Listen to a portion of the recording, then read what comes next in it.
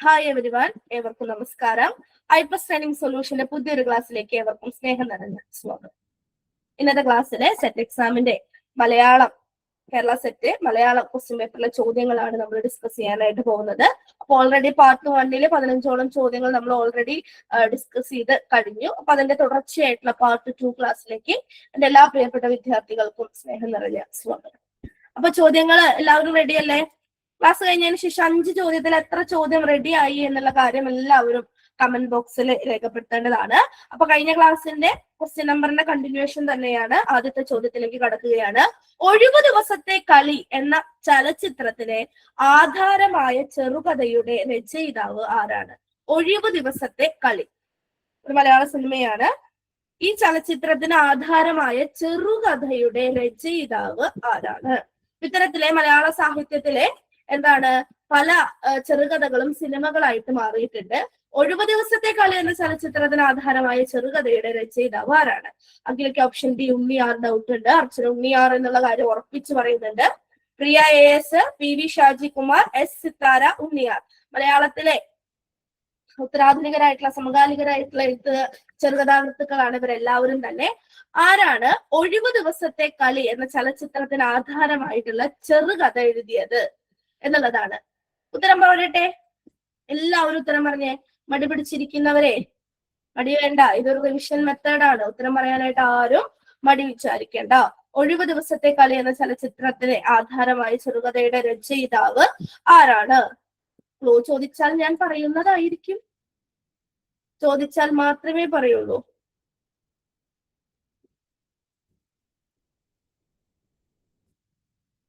Yes, ഇദ്ദേഹത്തിൻ്റെതാണ് വാങ്ക് എന്ന ചെറുകഥാ സമാഹാരം. ഇദ്ദേഹത്തിൻ്റെതാണ് വാങ്ക് എന്ന ചെറുകഥാ സമാഹാരം. ഈ വാങ്ക് എന്ന ചെറുകഥയെ ആസ്പദമാക്കിക്കൊണ്ട് തന്നെ മലയാളത്തിലെ ചലച്ചിത്രവും വന്നിട്ടുണ്ട്. വാങ്ക് എന്ന ചെറുകഥയെ ആസ്പദമാക്കിക്കൊണ്ട് തന്നെ മലയാളത്തില് ചെറുകഥയും വന്നിട്ടുണ്ട്. അപ്പൊ ഇനി പറയാൻ പറ്റുമോ വാങ്ക് എന്നുള്ള ചെറുകഥ ആരുടേതാണ്? വാങ്ക് കാളി നാടകം. കാളി നാടകം, ഒരു ഭയങ്കര കാമുകൻ, ഇതൊക്കെ ഈ ചെറുകഥാകൃത്തിന്റെ മറ്റ് കഥകളാണ്, കഥാസമാഹാരങ്ങളാണ്. ആരുടെ കഥകളാണ് ഇതൊക്കെ? ഉണ്ണിയാറിന്റെ കഥകളാണ് അല്ലെ? ഉണ്ണിയാറിന്റെ കഥകളാണ്. ഒഴിവു ദിവസത്തെ കളി എന്ന ചലച്ചിത്രത്തിന് ആധാരമായ ചെറുകഥയുടെ രചയിതാവ് ആരാണ്? ഉണ്ണിയാറാണ്. വാങ്ക്, ഒഴിവു ദിവസത്തെ കളി, കാളി നാടകം, ഒരു ഭയങ്കര കാമുകൻ എന്നിവയൊക്കെ ഇദ്ദേഹത്തിന്റെ പ്രധാനപ്പെട്ട ചെറുകഥാ സമാഹാരങ്ങളാണ്. ഓക്കെ, ഇനി ഇദ്ദേഹം ഉണ്ണിയാർ എഴുതിയ തിരക്കഥകൾ ഏതൊക്കെയാ? തിരക്കഥകൾ കേട്ടിട്ടില്ലേ? ഉണ്ണിയാറിന്റെ തിരക്കഥ എഴുതിയ സിനിമകൾ ഏതൊക്കെയാണെന്ന് അറിയാവോ? Yes, Charlie, Leela. ഈ സിനിമകളുടെ ഒക്കെ തിരക്കഥ ആരുടേതാണ്? ഉണ്ണിയാറിൻ്റെതാണ്. അതുപോലെ ബിഗ് ബി എന്ന് പറയുന്ന സിനിമയിലെ സംഭാഷണങ്ങൾ എഴുതിയിരിക്കുന്നത് ഉണ്ണിയാറാണ്. അൻവർ എന്ന സിനിമയിലെ സംഭാഷണം, ചാപ്പാക്കുരിശ് എന്ന് പറയുന്ന സിനിമ, ബാച്ചിലർ പാർട്ടി, മുന്നറിയിപ്പ്, ഇതിന്റെയൊക്കെ സംഭാഷണങ്ങൾ എഴുതിയിരിക്കുന്നത് ആരാണ്? തിരക്കഥ എഴുതിയിരിക്കുന്നത് ആരാണ്? നമ്മുടെ ഉണ്ണിയാറാണ്. നോട്ട് ചെയ്യുക. 2015 മികച്ച തിരക്കഥാകൃത്തിനുള്ള കേരള സംസ്ഥാന ചലച്ചിത്ര പുരസ്കാരം ലഭിച്ചിട്ടുള്ള വ്യക്തിയാണ്. ചാർലി എന്ന സിനിമയെ മുൻനിർത്തിക്കൊണ്ട് ചാർലി. ഓക്കെ, ക്ലിയർ അല്ലേ? ചാർലി, ഉണ്ണി ആർ. അപ്പോ ഇതര തിരക്കഥാകൃത്തുക്കളെയും നമ്മൾ അറിഞ്ഞിരിക്കേണ്ടതാണ്. PV ഷാജികുമാർ എന്നുള്ള ഒരു പേര് ഇതിൽ കാണുന്നുണ്ട് ഇല്ലേ? PV ഷാജികുമാറിന്റെ പ്രധാനപ്പെട്ട കഥകൾ ഏതൊക്കെയാ മക്കളെ? PV ഷാജികുമാർ വെള്ളരിപ്പാടം, അദ്ദേഹത്തിന്റെ പ്രധാനപ്പെട്ട ചെറുകഥാ സമാഹാരമാണ് വെള്ളരിപ്പാടം. ഓക്കെ, കിടപ്പറ സമരം, ഉള്ളാൾ.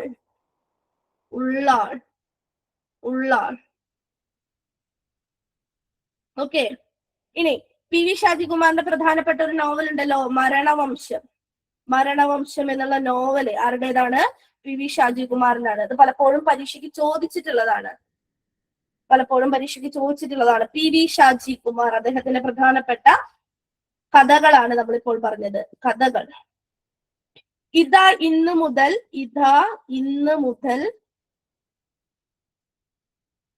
ഇതാ ഇന്നലെ വരെ, ഇതാ ഇന്നു മുതൽ ഇന്നലെ വരെ എന്ന പേരിലെ ഓർമ്മക്കുറിപ്പ് ആരെഴുതിയിട്ടുണ്ട്? പി വി ഷാജി കുമാർ എഴുതിയിട്ടുണ്ട്. പി വി ഷാജി കുമാർ എഴുതിയിട്ടുണ്ട്. P V Shaji Kumar. Okay അല്ലേ? പി വി ഷാജി കുമാർ എഴുതിയിട്ടുണ്ട്. ഓക്കെ. എസ് സിത്താര, അടുത്ത ആളെ നോക്കാം. എസ് സിത്താര. സിത്താരയുടെ പ്രധാനപ്പെട്ട കൃതികൾ ഏതൊക്കെയാണ്? കറുത്ത കുപ്പായക്കാരി, കറുത്ത കുപ്പായക്കാരി, കറുത്ത കുപ്പായക്കാരി, വേഷപ്പകർച്ച, വേഷപ്പകർച്ച, അഗ്നിയും കഥകളും, കഥകളും. ഇതൊക്കെ ആരുടേതാണ്? എസ് സിത്താരയുടേതാണ്. S Sithara, S Sithara, S Sithara. Priya S, നമുക്ക് എല്ലാവർക്കും അറിയാവുന്ന കഥകളാണല്ലോ. പ്രിയ എസിന്റെ പ്രധാനപ്പെട്ട കഥകൾ ഏതൊക്കെയാ? പ്രിയ എസ്, പ്രിയ എസിന്റെ കഥകള്, പ്രിയ എസ്. ജാഗരൂക, ജാഗരൂക. വയലറ്റ് പൂച്ചകൾക്ക് ഷൂ വെക്കാൻ തോന്നുമ്പോൾ എഴുതിക്കോളൂ കേട്ടോ. പ്രിയ എസിന്റെ പ്രധാനപ്പെട്ട കഥകൾ, എക്സാം ഓറിയന്റഡ് ആയിട്ട് കുറെ ചോദിച്ചിട്ടുള്ള കഥകളാണ് പറയുന്നത്. ജാഗരൂക, വയലറ്റ് പൂച്ചകൾക്ക് ഷൂ വെക്കാൻ തോന്നുമ്പോൾ, വയലറ്റ് പൂച്ചകൾക്ക് ഷൂ വെക്കാൻ തോന്നുമ്പോൾ, പൂക്കാതിരിക്കാൻ എനിക്കാവതില്ലേ, പൂക്കാതിരിക്കാൻ എനിക്കാവതില്ലേ. ഇതൊക്കെ ആരുടേതാണ്? പൂക്കാതിരിക്കാൻ എനിക്കാവതില്ലേ എന്നീ കഥകളൊക്കെ ആരുടേതാണ്? യെസ്, പ്രിയ എസിന്റേതാണ്. പ്രിയ എസ്, പ്രിയ എസിന്റെ കഥകളാണ് ഇവയെല്ലാം തന്നെ. പ്രിയ എസ്. ഓക്കെ, ക്ലിയർ അല്ലേ? ക്ലിയർ അല്ലേ? അപ്പൊ ഒഴിവ് ദിവസത്തെ കളി എന്ന ചലച്ചിത്രത്തിന് ആധാരമായ ചെറുകഥ എഴുതിയത് ആരാണ്? എസ് സിത്താരയാണ്. എസ് സിത്താര.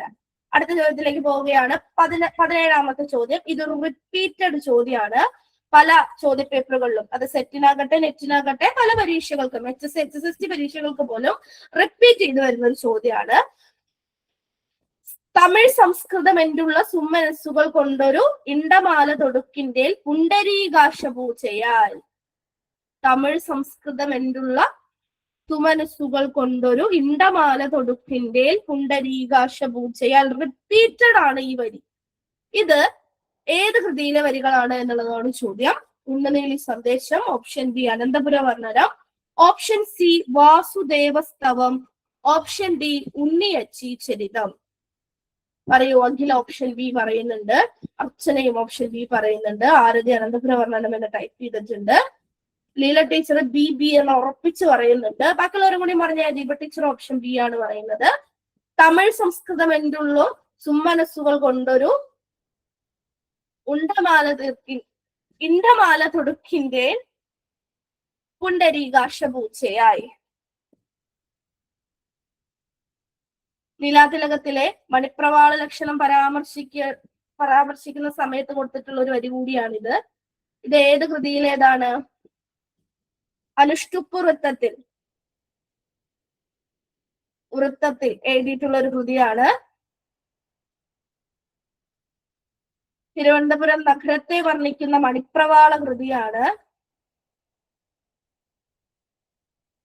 നഗരവർണ്ണനയാണ്. ക്ലൂകളാണ് ഇതൊക്കെ.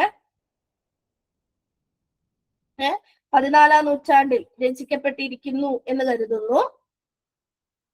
190 പദ്യങ്ങളുള്ള കൃതിയാണ്. 190 പദ്യങ്ങളുള്ള കൃതിയാണ്. കാന്തല്ലൂർ ശാലയെ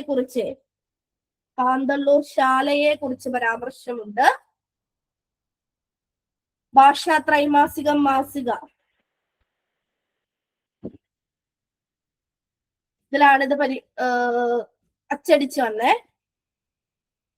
ത്രൈമാസികം ഏതാണ് കൃതി? യെസ്, ഏതാണ്? അനന്തപുര വർണ്ണനമാണ്. കൃതി ഏതാണ്? അനന്തപുര വർണ്ണനമാണ്. ഉറപ്പിച്ചോളൂ, അനന്തപുര വർണ്ണനം. അനന്തപുര വർണ്ണനവുമായി ബന്ധപ്പെട്ടിട്ട് എക്സാം ഓറിയന്റഡ് ആയിട്ട് നമ്മൾ പഠിച്ചു വെക്കേണ്ട കാര്യങ്ങളാണ്.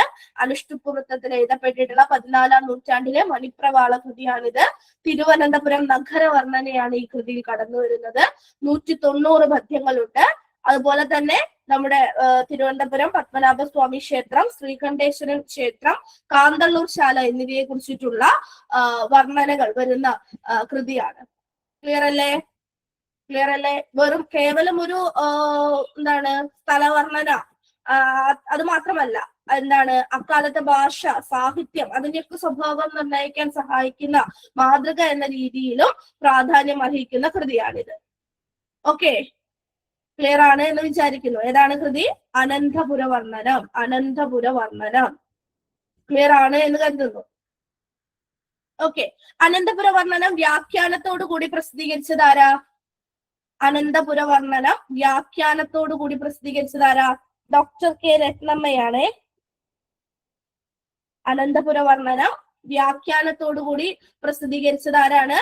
ഡോക്ടർ കെ രത്നമ്മയാണ്. ഡോക്ടർ കെ രത്നമ്മ അനന്തപുര വർണ്ണനം എന്ത് ചെയ്തിട്ടുണ്ട്? വ്യാഖ്യാനത്തോടു കൂടി പ്രസിദ്ധീകരിച്ചിട്ടുണ്ട്. അനന്തപുര വർണ്ണനം വ്യാഖ്യാനത്തോടു കൂടി പ്രസിദ്ധീകരിച്ചത് ഡോക്ടർ കെ രത്നമ്മയാണ്. ക്ലിയർ ആണ് എന്ന് കരുതുന്നു. യെസ്, വീണ്ടും വീണ്ടും റിപ്പീറ്റ് ചെയ്യുന്നു. തമിഴ് സംസ്കൃതത്തിലുള്ള സുമനസ്സുകൾ കൊണ്ടൊരു ഇണ്ടമാല തൊടുക്കിന്റെയും പുണ്ടരീകാശ പൂച്ചയായി എന്ന വരി കടന്നു വരുന്ന കൃതി ഏതാണ്? അനന്തപുര വർണ്ണനമാണ്. ഇത് റിപ്പീറ്റഡ് ക്വസ്റ്റ്യൻ ആണ്. ഇനി ഈ ചോദ്യം വന്നാൽ നിങ്ങൾ ആരും തന്നെ തെറ്റിക്കില്ല എന്ന് ഞാൻ കരുതുന്നു. ഓക്കെ, അടുത്ത പോവാലോ. അടുത്ത ചോദ്യം, സാറ ജോസഫിന്റെ നോവലുകളിലെ കഥാപാത്രങ്ങളെ അടിസ്ഥാനമാക്കി ചേരുംപടി ചേർക്കുക. ഇതിനു മുമ്പും സാറ ജോസഫിന്റെ ഈ കൃതികളുടെ കഥാപാത്രങ്ങളുടെ പേര് റിപ്പീറ്റ് ചെയ്ത് വന്നിട്ടുണ്ട്. അതുകൊണ്ട് ഈ ചോദ്യത്തിനും ഒരു റിപ്പീറ്റേഷൻ സ്വഭാവം ഉണ്ട് എന്ന് തന്നെ പറയാം. സാറ ജോസഫിന്റെ നോവല് ആലാഹയുടെ പെൺമക്കൾ, ഒതപ്പ്, മാറ്റാത്തി, ഊരുകാവൽ. ഇതിലെ പ്രധാനപ്പെട്ട കഥാപാത്രങ്ങൾ താര, ലൂസി, മാർഗലീത്ത, ആനി. പറഞ്ഞേ എല്ലാവരും ഓപ്ഷൻസ് കൃത്യമായിട്ട് പറയാനായിട്ട് ശ്രമിക്കുക. നിങ്ങൾക്ക് ആർക്കും അറിയാത്ത കടുകട്ടി ചോദ്യമൊന്നല്ല ഇത്. സാറ ജോസഫിനെ പലരും വായിച്ചിട്ടുള്ളതാണ്. നമുക്ക് പരിചിതമായിട്ടുള്ള നോവലുകൾ തന്നെയാണ് കൊടുത്തിരിക്കുന്നത്.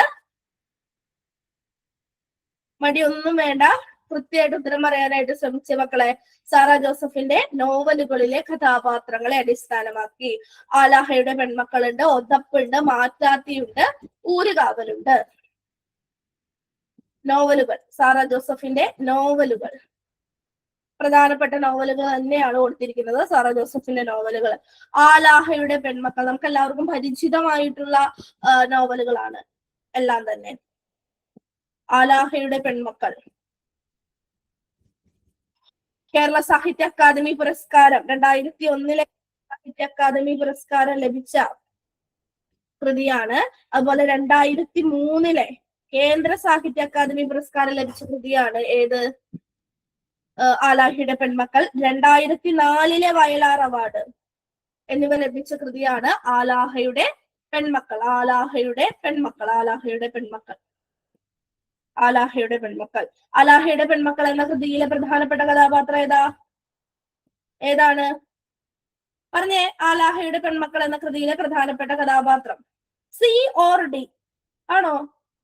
മാർഗലീത്തിയോ? അല്ലല്ല, മാർഗലീത്തി അല്ലല്ലോ. ആലാഹയുടെ പെൺമക്കൾ.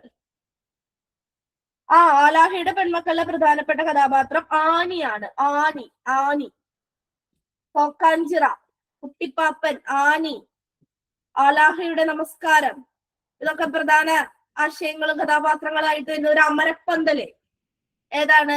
ആലാഹയുടെ പെൺമക്കൾ. ആലാഹയുടെ പെൺമക്കൾ. ആലാഹയുടെ പെൺമക്കളിലെ ആനിയാണ് പ്രധാന കഥാപാത്രം. അടുത്തത് ഒതപ്പാണ്. ഒതപ്പ് എന്നുള്ള നോവല്. ഒതപ്പ് എന്നുള്ള നോവല് പറഞ്ഞേ. ഒതപ്പ് എന്ന നോവലിലെ പ്രധാന കഥാപാത്രം ആരാ? ഒതപ്പ്. ഒതപ്പ് എന്നുള്ള നോവലിലെ പ്രധാനപ്പെട്ട കഥാപാത്രം ആരാ? തന്നിരിക്കുന്നതിലെ ഒതപ്പ് എന്ന് പറയുന്ന നോവലിലെ പ്രധാന കഥാപാത്രമാണ് ആര്? മാർഗലീത്ത. മാർഗലീത്ത. മാർഗലീത്ത.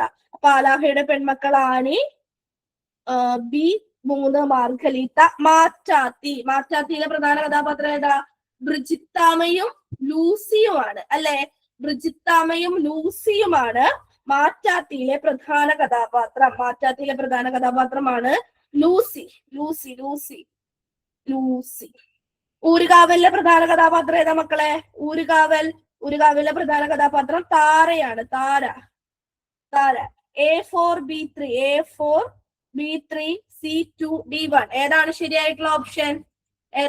ഏതാണ് ശരിയായിട്ടുള്ള ഓപ്ഷൻ? അപ്പോ ഏതാണ് ശരിയായിട്ടുള്ള ഓപ്ഷൻ? ഓപ്ഷൻ എ ആണ് ശരിയായിട്ടുള്ള ഉത്തരം. ഓപ്ഷൻ എ ആണ് ശരിയായിട്ടുള്ള ഉത്തരം. അലാഹയുടെ പെൺമക്കളുടെ പ്രധാന കഥാപാത്രമാണ് ആനി. ഒതപ്പിലെ പ്രധാന കഥാപാത്രം മാർഗലീത്തയാണ്. മാറ്റാത്തിയിലെ പ്രധാന കഥാപാത്രം ലൂസിയാണ്. ഊരുകാവലിലെ പ്രധാന കഥാപാത്രം ആരാണ്? താരയാണ്. ഇത് റിപ്പീറ്റഡ് ആണ്. പലപ്പോഴും സാറാ ജോസഫിന്റെ നോവലുകളെ മുൻനിർത്തിക്കൊണ്ട് ചോദ്യങ്ങള് വരാറുണ്ട്. അലാഹയുടെ പെൺമക്കളുണ്ട്, മാറ്റാത്തിയുണ്ട്, ഒതപ്പുണ്ട്, ഊരുകാവലുണ്ട് ഇല്ലേ? യെസ്. ഇനി ഏതൊക്കെയാണ് പ്രധാന നോവലുകള്? ആദി, ആളോഹരി ആനന്ദം, അതുപോലെ തന്നെ ബുദ്ധിനി, എസ്തർ. ഇതൊക്കെ ആരുടെ പ്രധാന കഥാപാത്രങ്ങളാണ്? യെസ്, സാറാ ജോസഫിന്റെ പ്രധാന കഥാപാത്രങ്ങളാണ്. എക്സാം ഓറിയന്റഡ് ആയിട്ട് നോക്കുമ്പോൾ നോവലുകൾ വളരെ ഇമ്പോർട്ടന്റ് ആണ്. സാറാ ജോസഫിന്റെ നോവലുകളൊക്കെ പല പരീക്ഷകൾക്കും റിപ്പീറ്റ് ചെയ്ത് ചോദിക്കുന്നതാണ്.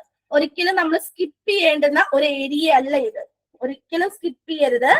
എക്സാം ഓറിയന്റഡ് ആയിട്ട് നമ്മൾ നിർബന്ധമായിട്ടും പഠിച്ചിരിക്കേണ്ടുന്ന വായിച്ചിരിക്കേണ്ടതുമായിട്ടുള്ള നോവലുകളാണ്. ഇപ്പൊ സമകാലിക നോവൽ അല്ലെങ്കിൽ ഉത്തരാധുനിക നോവൽ എന്ന് പറയുന്ന സമയത്ത് എസ്തർ ഒക്കെ സമകാലികമായിട്ട് വന്നിട്ടുള്ള നോവലാണ്. പലരും എന്ത് ചെയ്യും? വായിക്കില്ല. ഇനി നിങ്ങൾ അഥവാ ഇതൊന്നും വായിച്ചിട്ടില്ലെങ്കിൽ പോലും, ശരിയാണ് പറയാൻ പാടില്ല എങ്കിലും പറയുകയാണ്, വായിച്ചിട്ടില്ലെങ്കിൽ പോലും ഇതിന്റെ സമ്മറികൾ നിങ്ങൾ എന്താണ് കണ്ടുപിടിച്ചിട്ട്, അതായത് നമുക്ക് റീഡേഴ്സ് സ്ക്വയർ പോലുള്ള ഗ്രൂപ്പുകളിലും മറ്റും ഇതിന്റെ സമ്മറീസ് എങ്കിലും കിട്ടും. അതെങ്കിലും ഇപ്പൊ പരീക്ഷയ്ക്ക് ചുരുങ്ങിയൊരു സമയമാണ് ഉള്ളത് എങ്കിൽ കൃത്യമായിട്ട് പോയിട്ട് നോവൽ വായിക്കാനൊന്നും ഞാൻ പറയില്ല.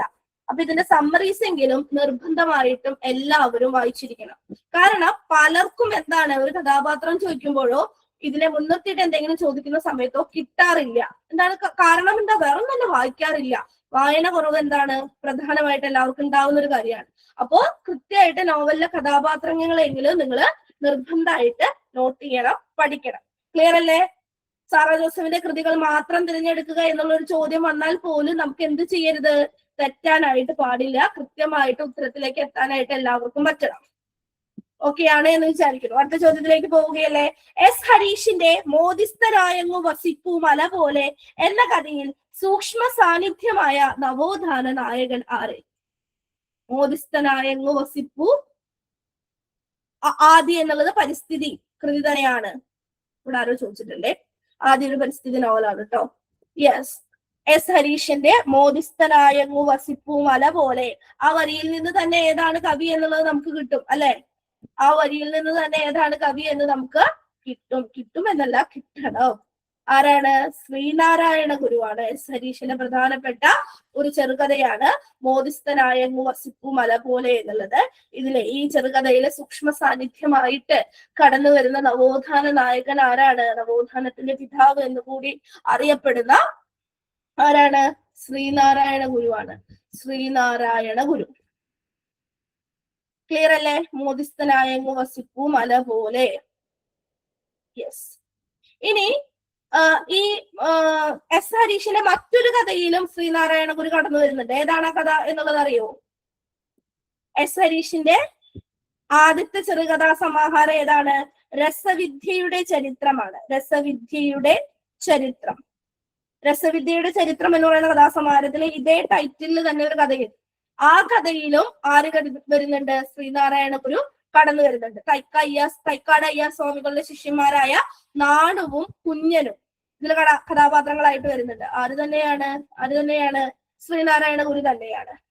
ക്ലിയർ അല്ലേ? ശ്രീനാരായണ ഗുരു കഥാപാത്രമായിട്ട് കടന്നു വരുന്ന എസ് ഹരീഷിന്റെ രണ്ട് കഥകൾ ഏത് ചോദിച്ചാൽ കിട്ടണം. ഒന്ന് മോദിസ്ഥനായങ്ങു വസിപ്പു മല പോലെ, മറ്റൊന്ന് ഏതാണ്? രസവിദ്യയുടെ ചരിത്രമാണ്. അപ്പൊ ഇതുമായിട്ട് കണക്ട് ചെയ്തിട്ട് നമ്മൾ പഠിക്കേണ്ടുന്ന മറ്റൊരു ചോദ്യം കൂടിയാണ് പറഞ്ഞത്. രസവിദ്യയുടെ ചരിത്രം നോട്ട് ചെയ്യുക. എസ് ഹരീഷിന്റെ കഥകളിലേക്ക് നമ്മൾ ഇപ്പോൾ കടക്കുന്നില്ല. ചോദ്യങ്ങൾ പിന്നാലെ വരുന്നുണ്ട്. അടുത്ത ചോദ്യം, വൈദേശിക താല്പര്യങ്ങളോട് എതിർപ്പ് പ്രകടിപ്പിച്ച ഇന്ത്യയിലെ തന്നെ ആദ്യത്തെ സംഘടിത ചെറുത്തുനിൽപ്പ് എന്ന് വിശേഷിപ്പിക്കപ്പെടുന്ന കൂനൻ കുരിശു സത്യം നടന്നത് എന്ന്. കൂനൻ കുരിശു സത്യം നടന്നത് എന്ന്. കൂനൻ കുരിശു സത്യം നടന്നത് വർഷം നമുക്ക് എല്ലാവർക്കും അറിയായിരിക്കും, പക്ഷെ ഡേറ്റ് നമ്മൾ തെറ്റിക്കും. കണ്ടോ, ഇതാണ് ഡേറ്റ് കൂടി പഠിച്ചു വെക്കണം എന്ന് പറയുന്നത്. കൂനൻ കുരിശു സത്യം നടന്ന വർഷം 1653 എല്ലാവർക്കും അറിയാം. 1653 1653 ഏത് മാസം ഏത് ദിവസം നടന്നു? 1653 എന്നുള്ള വർഷം കിട്ടിയ ബാക്കി 2 ഓപ്ഷൻസും ഡിലീറ്റ് ചെയ്ത് കളയാം. ഏത് വർഷമാണ് ഏത് ദിവസമാണ് നടന്നത്? 1653 ജനുവരി 3 ചരിത്ര പ്രസിദ്ധമായിട്ടുള്ള എന്ത് നടക്കുന്നത്? കൂനൻ കുരിശു സത്യം നടക്കുന്നത്. ചരിത്ര പ്രസിദ്ധമായിട്ടുള്ള കൂനൻ കുരിശു സത്യം നടക്കുന്നത് ഏതാണ്? പറഞ്ഞ മക്കളെ 1653 ജനുവരി 3 ചരിത്ര പ്രസിദ്ധമായ കൂനൻ ക്രോസ് ഓത്ത്, കൂനൻ കുരിശ് സത്യം നടക്കുന്നത്. കൂനൻ കുരിശ് കലാപം എന്നും എന്താണ് പറയാം. വൈദേശിക താല്പര്യങ്ങളോട് എതിർപ്പ് പ്രകടിപ്പിച്ച ഇന്ത്യയിലെ ആദ്യത്തെ സംഘടിത ചെറുത്തുനിൽപ്പ് ഏതാണ്? കൂനൻ കുരിശ് സത്യമാണ് എന്ന് ആരെ അവകാശപ്പെടുന്നുണ്ട്? ചരിത്രകാരന്മാരെ അവകാശപ്പെടുന്നുണ്ട്. ക്ലിയർ അല്ലേ? പോർച്ചുഗീസുകാർക്കും അവരുടെ വക്താക്കളായ ജെസ്യൂട്ട് മിഷണറിമാർക്കും എതിരായിട്ടുള്ള ഒരു പ്രതിഷേധമായിട്ട് എന്ത് കൂനൻ കുരിശു സത്യം ചരിത്രത്തില് അടയാളപ്പെടുത്തുന്നുണ്ട്. 2500 വരുന്ന വിശ്വാസികള് ഒരു കുരിശിൽ വടം കെട്ടി അത് പിടിച്ച് ഒരേ സമയം സത്യം ചെയ്യുകയാണ് ചെയ്തത്. ക്ലിയർ അല്ലേ? യെസ്. അന്നത്തെ റോമൻ കത്തോലിക്ക സഭയുടെ മേൽക്കോയ്മയ്ക്കെതിരെയുള്ള ഒരു പ്രതിഷേധമായിരുന്നു ഏത്? കൂനൻ കുരിശു സത്യം. അപ്പൊ ഇതില് 1599 എന്നുള്ള ഒരു വർഷം കാണുന്നുണ്ട്. 1599 പ്രധാന മറ്റൊരു സംഭവം ഏതാ മക്കളെ? 1599 ജനുവരിയിലെ കേരളത്തിലെ ആർച്ച് ബിഷപ്പ് മെനസസ് എത്തുകയും അതിനെ തുടർന്ന് പ്രസിദ്ധമായിട്ടുള്ള ഒരു കാര്യം നടന്നല്ലോ. 1599 ജൂൺ 20 മുതല് ജൂൺ 26 വരെ ഒരു സമ്മേളനം നടന്നു. ഏതാണ് ആ സമ്മേളനം? ഉദയം പേരൂർ സുനഹദോസ്. ഉറപ്പിച്ചു പറയില്ല ടീച്ചറെ, ഉദയം പേരൂർ സൂനഹദോസ് നടന്നത് 1599 ജനുവരി മാസത്തിലാണ് ആളെത്തുന്നത്. പിന്നെ സൂനഹദോസ് സമ്മേളനം നടക്കുന്നത് ജൂൺ 20 മുതൽ 26 വരെയാണ്. ഈ ഉദയം പേരൂർ സൂനഹദോസിന്റെ കാനോനുകൾ മലയാളത്തിലേക്ക് വിവർത്തനം ചെയ്ത പാതിരി ആരാ അല്ലെങ്കിൽ വ്യക്തി ആരാ? ഉദയം പേരൂർ സൂനഹദോസിന്റെ കാനോനുകൾ മലയാളത്തിലേക്ക് വിവർത്തനം ചെയ്തതാരാ? അത് പലപ്പോഴും പരീക്ഷയ്ക്ക് ചോദിക്കുന്ന ഒരു ചോദ്യമാണ്. ആരാണ് ഉദയം പേരൂർ സൂനഹദോസിന്റെ കാനോനുകള് മലയാളത്തിലേക്ക് വിവർത്തനം ചെയ്തത്? യാക്കോബ് കത്തനാരാണ്? യാക്കോബ് കത്തനാർ പരീക്ഷയ്ക്ക് പലപ്പോഴും ചോദിക്കുന്ന ഒരു ചോദ്യമാണിത്. ക്ലിയർ ആണല്ലോ? യെസ്. സെറ്റ് എക്സാമിന്റെ ക്വസ്റ്റ്യൻ പേപ്പറിലെ 5 ചോദ്യങ്ങളാണ് ഇന്നത്തെ ക്ലാസ്സിൽ നമ്മൾ ഡിസ്കസ് ചെയ്തത്. ഈ ഒരു ക്ലാസ് എല്ലാവർക്കും യൂസ്ഫുൾ ആയി എന്ന് കരുതുന്നു. നിങ്ങളുടെ വിലയേറിയ അഭിപ്രായങ്ങളും 5 ചോദ്യങ്ങളിൽ എത്ര ചോദ്യങ്ങൾ നിങ്ങൾ ശരിയാക്കി എന്നുള്ളതും കമന്റ് ബോക്സിൽ രേഖപ്പെടുത്തേണ്ടതാണ്. Thank you learners.